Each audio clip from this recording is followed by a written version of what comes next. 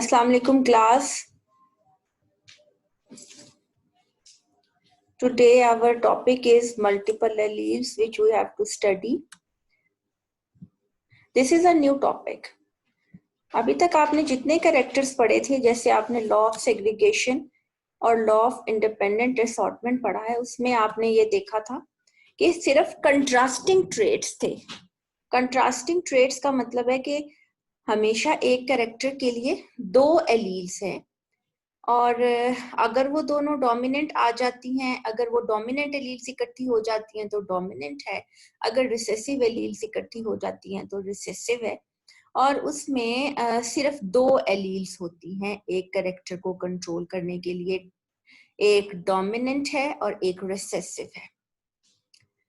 मतलब ये कि अगर हमने राउंड और रिंकल्ड सीट की एग्जाम्पल ली है तो सिर्फ दो एलील्स हैं, एक कैपिटल आर और एक स्मॉल आर.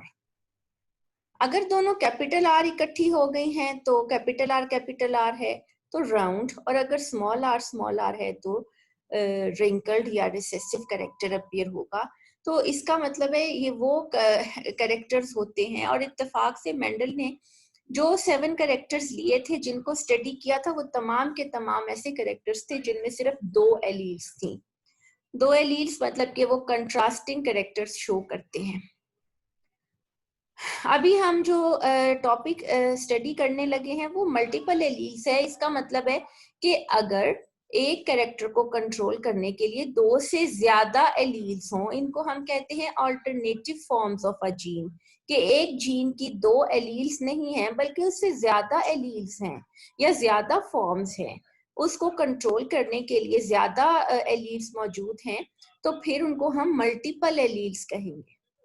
मल्टीपल एलील्स का मतलब है एक कैरेक्टर को कंट्रोल करने के लिए अगर दो से ज्यादा एलील्स हैं और एक ऑर्गेनिज्म के अंदर कोई सी दो आ सकती है, सपोज 3 हैं 4 हैं, और उसको कंट्रोल करने के लिए कोई सी दो आके कोई भी जीनोटाइप बना सकती हैं और उसके मुताबिक कोई भी फिनोटाइप हो सकती है, तो उन्हें हम मल्टीपल एलील्स कहेंगे.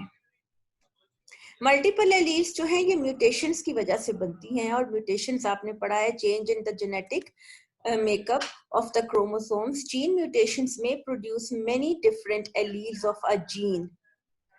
Some genes may have as many as 300 alleles. ये एक बहुत बड़ा नंबर है कि ऐसे भी हो सकता है कि एक जीन की इतनी फॉर्म्स हों, 300 alleles भी हो सकती हैं.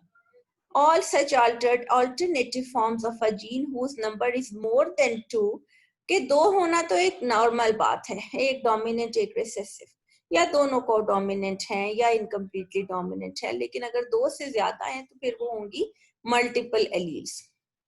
Any two of these multiple alleles can be present in the genome of a diploid organism, but a haploid organism or a gamete can have just one of them in its genome. कि उन multiple alleles में से जो दो से ज्यादा हैं, एक जीनोम या एक डिप्लॉयड ऑर्गेनिज्म में सिर्फ दो उनमें से जाएंगी, कोई सी भी दो. और अगर वो हेप्लॉयड ऑर्गेनिज्म है तो फिर गैमेट में कोई सी भी एक जाएगी उसके जीनोम में. तो हमेशा जितनी भी हों, दो से ज्यादा तो वो हैं क्योंकि वो मल्टीपल हैं, लेकिन एक ऑर्गेनिज्म में वो दो होंगी, कोई सी भी दो आ सकती हैं, और जो उसके गैमेट्स हैं उनमें कोई सी भी एक आ सकती है. तो इस तरीके से ये जो एलील्स होती हैं ये कोई सी भी उसमें से जो भी एक जीनोटाइप है उसमें वो आ जाएगी. अच्छा, अब हम नेक्स्ट इसको आगे लेके चलते हैं कि मल्टीपल एलील्स के अंदर हमने एग्जाम्पल कौन सी लेनी है. अभी आपने पहले एक एमएन ब्लड ग्रुप सिस्टम की एग्जाम्पल ली थी. अब हम एक और एग्जाम्पल जो कि बड़ी एक अच्छी एग्जाम्पल है ब्लड ग्रुप्स की, कॉमन एग्जाम्पल है ABO, the first discovered multiple allylic blood group system in man. कि मैन में ये जो ABO ब्लड ग्रुप सिस्टम है ये मल्टीपल एलील्स के साथ चलता है. और अब हमने देखना है कि क्या इसका मैकेनिज्म है और कितनी टाइप्स हैं, कितनी टाइप की एंटीजेंस हैं. अब हम ये एंटीजेंस आर प्रोटीन्स जो कि आरबीसीज के सरफेसेस पे बनती हैं, और इनकी वजह से पता चलता है कि इस इंसान का ब्लड ग्रुप सिस्टम क्या है. ए है, बी है, AB ब्लड ग्रुप है या O है. 4 तरह के ब्लड ग्रुप्स होते हैं. तो अब हम देखेंगे कि कैसे बनते हैं.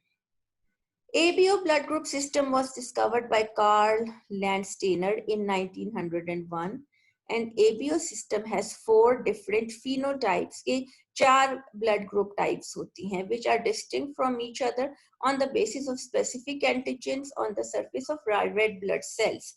तो हमने ये देखना है कि क्या टाइप्स हैं, क्या वजह है और वो क्या खास उनके अंदर जीनोटाइप और फिनोटाइप आती है. A person having antigen A has blood group A. अगर एक इंसान जो है उसके अंदर ब्लड ग्रुप A है तो वो सिर्फ एंटीजन A प्रोड्यूस कर रहा है. Person having antigen B has blood group B. अगर एक इंडिविजुअल का एंटीजन B है तो उसका ब्लड ग्रुप B है. ब्लड ग्रुप B वाले लोग सिर्फ B एंटीजन प्रोड्यूस करते हैं.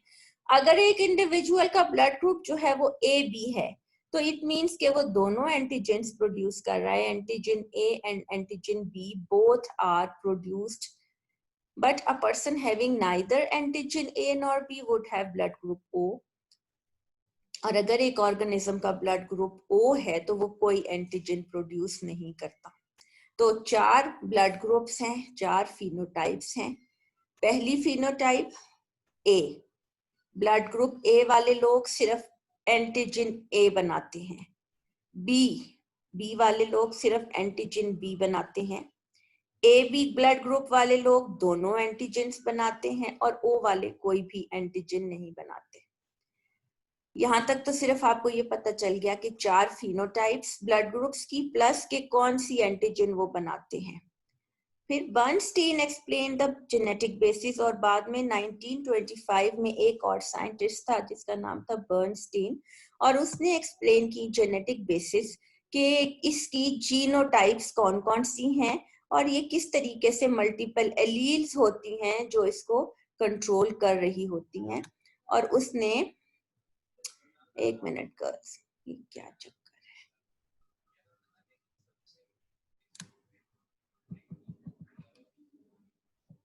और उसने एक्सप्लेन की कि कितनी इसके अंदर एलील्स हैं. और this blood group system is encoded bye a single polymorphic gene 1. एक ही जीन है क्रोमोसोम 9 पे जो इसको कंट्रोल करती है, मतलब जीन पेयर एक है. फिनोटाइप्स जब ज्यादा होती हैं तो ये लगता है कि शायद ज्यादा इसके जो जीन्स हैं एक से ज्यादा हैं, लेकिन जीन पेयर एक ही है और वो पॉलीमॉर्फिक है, मतलब उसके अंदर ज्यादा उसकी फॉर्म्स हो सकती हैं. और 3 एलील्स है.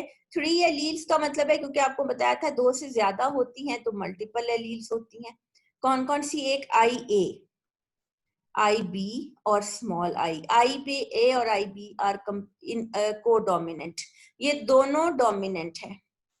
और को-डोमिनेंट अगर ये दोनों IA IB आती हैं तो ब्लड ग्रुप AB बन जाता है, मतलब कि दोनों एंटीजेंस बनना शुरू हो जाती हैं. और स्मॉल I होता है तो कोई भी एंटीजन जो है वो नहीं बनती. तो अब हम इसको आगे चलते हैं कि अब आगे हमने इसका एक देखना है कि एक जीन है और म्यूटेशंस होने से उसकी मल्टीपल एलील्स जो है वो बन गई. सिर्फ ये शो किया गया है कि एक जीन 1 थी और जीन 1 जो है उसमें म्यूटेशन हुई तो IA बन गई. म्यूटेशन 2 हुई IB की फॉर्म भी बन गई. म्यूटेशन 3 हुई तो स्मॉल I बन गई. मतलब कि उनके अंदर थोड़ा थोड़ा डिफरेंस आने से वो जीन्स जो हैं उनके अंदर न्यूक्लियोटाइड्स का डिफरेंस आने से वो म्यूटेशन होती गई और म्यूटेशन की वजह से मल्टीपल एलील्स बन गए. अच्छा जी, अब हमने देखना है कि हमारे पास जो फिनोटाइप्स हैं इनकी जीनोटाइप्स क्या हैं. जीनोटाइप्स का मतलब ये है कि अगर ब्लड ग्रुप A है तो उसकी कौन कौन सी जीनोटाइप हो सकती है. एलील IA, मतलब 3 एलील्स हैं. IA है, IB है और स्मॉल I है. अगर IA होगी ना तो that will specify the production of antigen A. Allele IB is specific for the production of antigen B, क्योंकि ये दोनों कैपिटल I के साथ हैं. Capital IA, capital IB. लेकिन जो स्मॉल I है does not specify any antigen, ये रिसेसिव है. कैपिटल I इज डोमिनेंट, लेकिन 2 को-डोमिनेंट एलील्स हैं IA IB और दोनों अपना अपना एंटीजन बनाती हैं. स्मॉल I कोई एंटीजन नहीं बनाता. और डोमिनेंस रिलेशंस अगर इनके देखेंगे तो वो बड़े इंटरेस्टिंग हैं, और वो किस तरह है कि IA-IB तो को डोमिनेंट है कि दोनों अपना अपना एक्सप्रेशन सेपरेटली बताती हैं, लेकिन स्मॉल आई जो है वो रिसेसिव है। और अगर हेट्रोजाइगस होती हैं तो दोनों A और B एंटीजन्स बना लेंगी। Small I is recessive to both IA and IB. Therefore, IA or IA small I will produce phenotype A. Blood group A या antigen A बनाएंगी दो जीनोटाइप्स। IA या होमोजाइगस होगी या IA और स्मॉल I होंगी, जो कि कंप्लीट डोमिनेंस रिलेशन है, और ये दोनों अगर जीनोटाइप्स आती हैं तो फिनोटाइप विल बी A। इसी तरह IB और IB small I produce phenotype B, और अगर होमोजाइगस II स्मॉल I आ जाती है तो कोई एंटीजन नहीं बनती और फिनोटाइप होती है O। और अगर IA-IB आ जाएगी तो फिर होगा AB फिनोटाइप। तो ये चारों फिनोटाइप्स की उन्होंने आपको बता दी हैं कि जीनोटाइप्स क्या क्या हैं। जो O है उसकी तो एक ही जीनोटाइप है स्मॉल I। AB की भी एक ही जीनोटाइप है IA-IB, capital IA capital IB। लेकिन जो A और B हैं उनकी दो जीनोटाइप्स, एक होमोजाइगस एक हेट्रोजाइगस हो सकती हैं, और वो अपनी स्पेसिफिक जो एंटीजेंस है ना वो प्रोड्यूस करती रहेंगी। The blood group allele start their expression at early embryonic stage. अभी एम्ब्रियो ही होता है तो उसके अंदर ब्लड ग्रुप का पता लग जाता है कि इसके अंदर कौन सा ब्लड ग्रुप आएगा जो उसने गैमेट से लिया होता है, और ये टिल डेथ वही ब्लड ग्रुप रहता है, वो बदल नहीं सकता। Therefore, the blood group phenotype of a person never changes throughout the life. ये एक ऐसा फिनोमिना है जो बदल नहीं सकता, और ये थ्रू आउट द लाइफ जो है ये इसी तरह रहता है और इसको चेंज नहीं किया जा सकता, जो कि एक जाइगोट से जो बनने वाला एम्ब्रियो है उसके अंदर जो होता है वही थ्रू आउट द लाइफ रहेगा।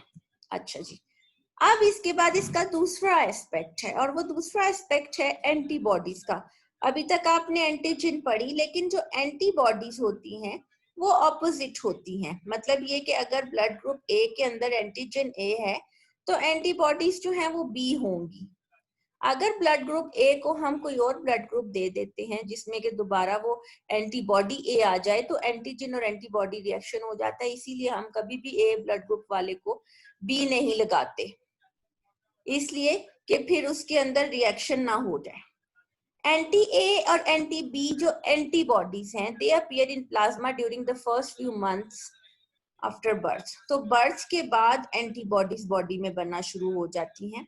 दे are naturally occurring in the absence of corresponding antigen.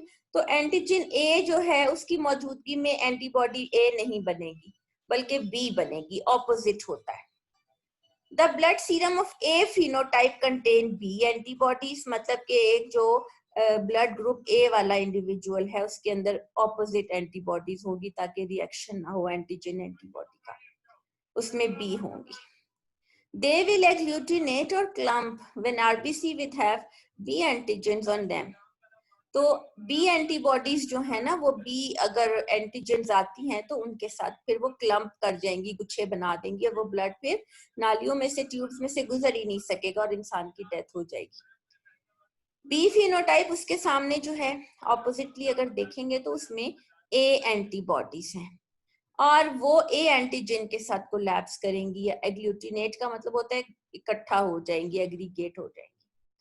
Phenotype A B has neither A or nor B antibodies. तो AB में क्योंकि दोनों ही एंटीजन है उसमें कोई एंटीबॉडी नहीं होती, नहीं तो रिएक्शन हो जाता। और O ब्लड ग्रुप वाले जो हैं जिनके पास कोई एंटीजन नहीं होती उनके पास एंटीबॉडीज दोनों होती हैं। तो ये बिल्कुल ऑपोजिट कंडीशन है। और जिस ब्लड ग्रुप में सिर्फ एंटीबॉडीज हों जैसे O वालों का है जिसमें कि कोई एंटीजन नहीं है उसको हम एंटीसीरम कहते हैं। तो एक दफा हम इस पैराग्राफ को रिवाइज कर लेते हैं। मतलब ये कि जो ए ब्लड ग्रुप वाले इंडिविजुअल्स होते हैं उनमें एंटीजन ए और एंटीबॉडी बी होगी। जो बी ब्लड ग्रुप वाले इंडिविजुअल्स हैं उनमें एंटीजन बी और एंटीबॉडी ए होगी। जो ए बी ब्लड ग्रुप वाले इंडिविजुअल्स हैं उनके अंदर दोनों एंटीजेंस होंगी और जो ओ ब्लड ग्रुप वाले इंडिविजुअल्स हैं उनके अंदर कोई एंटीजन नहीं है लेकिन एंटीबॉडीज दोनों हैं। और ए बी वालों में antigens are both but antibodies absent. तो ये इनके अंदर ऑपोजिट एंटीजन की एंटीबॉडी होगी। अगर ए के साथ ए मिल जाएगी ना तो फिर उनका आपस में रिएक्शन हो जाएगा और वो एग्लूटिनेशन हो जाएगी। एग्लूटिनेशन का मतलब है कि क्लॉटिंग ऑफ ब्लड हो जाएगी और वो जम जाएगा सारा खून ट्यूब्स के अंदर और वो गुजर नहीं सकेगा। Any blood transfusion is ideally safe if it does not cause agglutination in recipient. खून लेने वाला recipient है जो रिसीव करे और देने वाला डोनर है। अगर एग्लूटिनेशन जो है वो सीरियस रिजल्ट कॉज करती है because clump cells can not pass through fine capillaries. अगर खून जम जाए, गलत ट्रांसफ्यूजन हो जाए ब्लड की, तो क्लम्प्स बन जाते हैं और वो ट्यूब्स में से नहीं गुजर सकता। Blood samples of donor and recipient are matched correctly for compatibility before giving transfusion. इसीलिए जब भी ब्लड देना होता है तो पहले चेक किया जाता है कि ब्लड ग्रुप क्या है। और अगर ए को ए ही ब्लड ग्रुप दिया जाता है क्योंकि वो कंपैटिबल है, वो उसको बर्दाश्त कर सकता है, उसको फेस कर सकता है, उसके खिलाफ उसके अंदर एंटीबॉडीज नहीं है। लेकिन अगर एंटीबॉडीज हैं और हम गलत ब्लड दे रहे हैं तो वो इनकम्पैटिबल है। और अगर हमने इनकम्पैटिबल ब्लड ट्रांसफ्यूजन की है तो वो डेंजरस हेमोलिटिक रिएक्शन अकर करेगा। हेमोलिटिक हीमोलिसिस, हीमोलिसिस का मतलब है कि आरबीसीज जो हैं वो उनका लाइसिस शुरू हो जाएगा, वो फटना शुरू हो जाएंगे। इसको हम हेमोलिटिक रिएक्शन कहते हैं।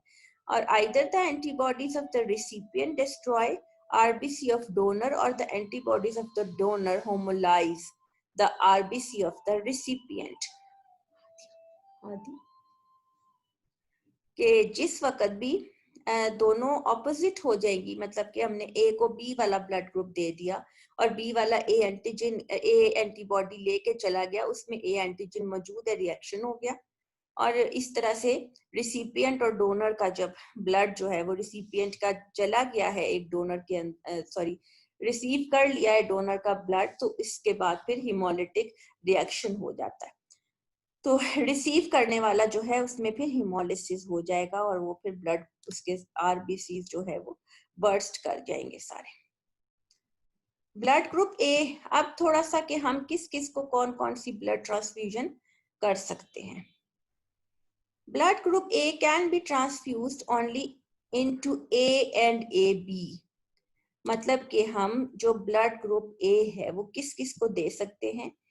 जिनका ब्लड ग्रुप A है उनको तो हम दे सकते हैं क्योंकि they have the same blood group, और AB वालों को भी हम दे सकते हैं। वो इसलिए कि जो AB ब्लड ग्रुप वाले होते हैं ना, उनके अंदर एंटीबॉडीज होती ही नहीं है, दोनों एंटीजेंस होती है, तो एंटीबॉडी का तो रिएक्शन ही नहीं होगा।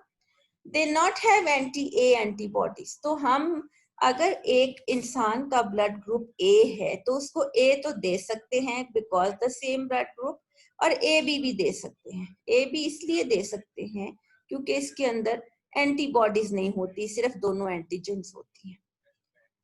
इसी तरह B ब्लड ग्रुप वाले लोग, उनको हम B भी दे सकते हैं as they do have anti-B, और इसके साथ साथ AB भी दे सकते हैं क्योंकि उसके पास एंटीबॉडीज नहीं है। तो ए बी वाला जो है वो हम ए को भी लगा सकते हैं और बी को भी लगा सकते हैं।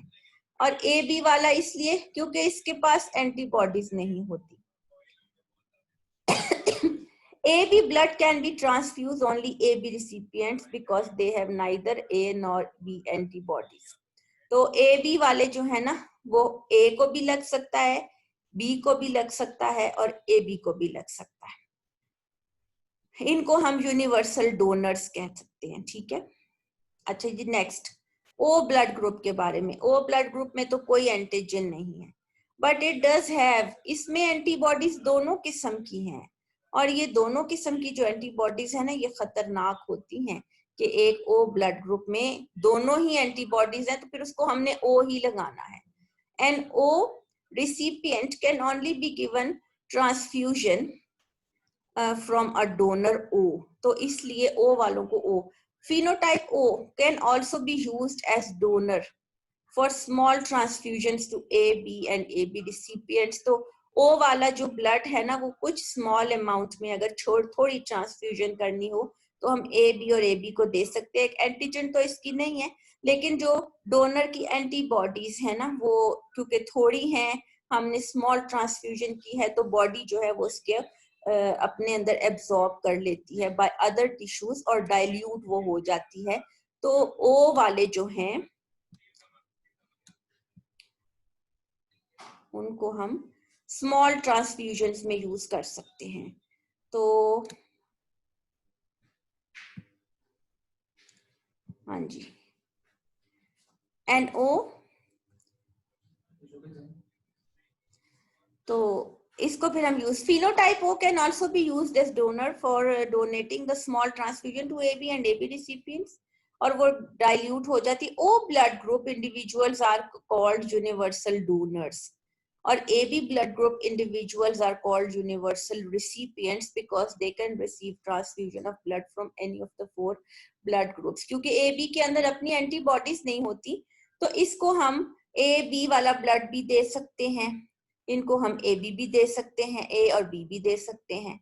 तो इनको हम कहते हैं यूनिवर्सल रिसिपिएंट्स. और O वाला जो है वो जब कभी ब्लड ना मिले और स्मॉल अमाउंट में देना हो तो हम स्मॉल ट्रांसफ्यूजन्स में O देते हैं ताकि इसकी एंटीबॉडीज डाइल्यूट हो जाएं तो वो समटाइम्स वो मैटर नहीं करता और उससे थोड़ी बहुत ट्रांसफ्यूजन चल जाती है.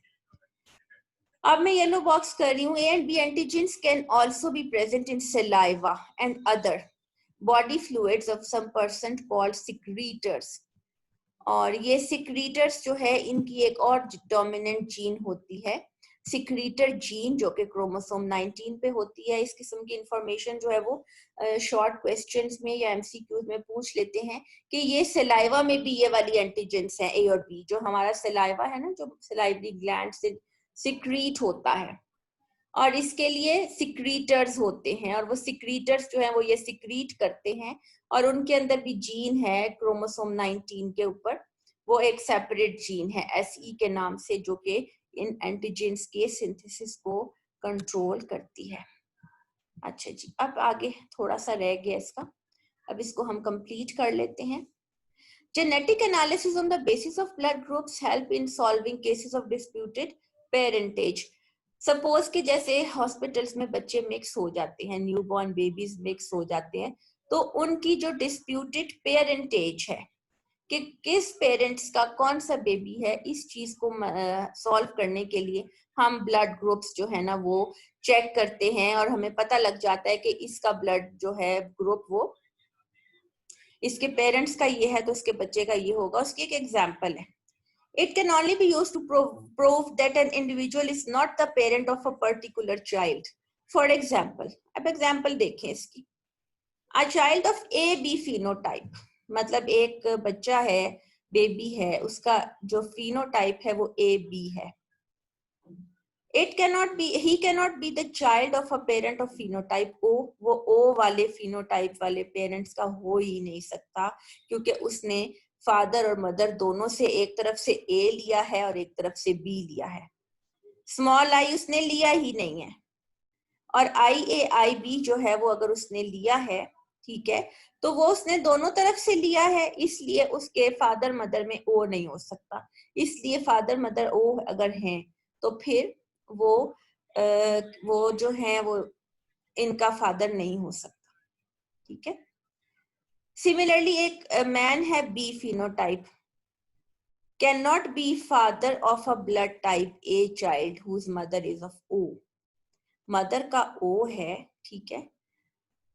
Similarly a man of B phenotype, man जो है वो B है, ठीक है, और वो जो phenotype cannot be father of a blood type A. Baby का A है, फादर का B है, तो मदर जो है वो O नहीं हो सकती. मतलब ये है कि अगर एक तरफ से B है तो बेबी भी B ही होगा. वो O, अगर मदर O है तो उसने फिर A कहाँ से लिया? A अगर वो लेता है तो मदर में A होना चाहिए, फादर का तो B है. इसका मतलब ये है कि ऐसा बेबी जो है वो ऐसे पेरेंट्स का नहीं हो सकता जिसमें फादर का B है और मदर का O है. अगर बेबी है तो वो या बी होगा या ओ होगा, वो ए नहीं हो सकता। His father could either be A or AB phenotype। तो इस तरह के पेरेंटेज के मसाइल जो हैं वो इससे हल हो जाते हैं। आजकल जो एक नई टेक्निक है वो है डीएनए फिंगरप्रिंटिंग, और उसके जरिए से डीएनए टेस्ट से पता लग जाता है और ऐसे डिस्प्यूटेड केसेस को सॉल्व कर लिया जाता है। लेकिन पहले सिर्फ यही एक तरीका था जिसके जरिए पता चलाया जाता था कि क्या इसका सिस्टम है। अब एक एक्टिविटी है कि 2 newborn babies are get mixed up in the nursery of a hospital. Baby 1 is type B, baby 2 is of type O. Determine their parentage from the phenotypes of these two couples। इसमें दोनों couples बताए गए हैं और देखना है। यहाँ पे मैंने थोड़ा सा सॉल्व भी किया है कि बेबी 1 जो है वो B है, बेबी 2 is O, और नीचे मैंने फिर उनकी वो भी लिखती है कि मिस्टर, इसके अंदर जो हारिस और मिसेस हारिस की क्या है, और इसी तरह मिस्टर एंड मिसेस बिलाल की क्या है, क्या क्या जीनोटाइप्स हो सकती है। Determine their parentage from the phenotypes of these two couples की किसका ये किस किसका बेबी है। Mister Harris is A and Mrs Harris is A B. Mister Bilal और मिसेस बिलाल दोनों जो हैं वो टाइप ए हैं, लेकिन ओ बेबी इनका हो सकता है अगर वो दोनों हेट्रोजाइगस हों। Oh baby Mr and Mrs Harris का हो ही नहीं सकता क्योंकि मिसेस हारिस ए बी है, तो इनका जो बेबी है वो बी है। इसका मतलब है कि मिस्टर हारिस भी हेट्रोजाइगस थे। अब ये एक्टिविटी जरा करके तो फिर मुझे दिखाइएगा कि आपने ये सॉल्व करना है। जेनेटिकल प्रॉब्लम है ये एक तरह का, और आपने इसको सॉल्व करके तो फिर मुझे दिखाना है, और ये आपका काम है, होमवर्क है। चलिए गर्ल्स, इसको अच्छी तरह से पढ़िएगा क्योंकि ये थोड़ा समझने वाला है। इसकी जीनोटाइप्स फिनोटाइप्स को बना के देखिएगा, और उसके बाद फिर मुझे आपने बताना है कि आपको समझ में आ गया है या नहीं आया। तो this is all about the today's lecture. Okay girls, Allah Hafiz.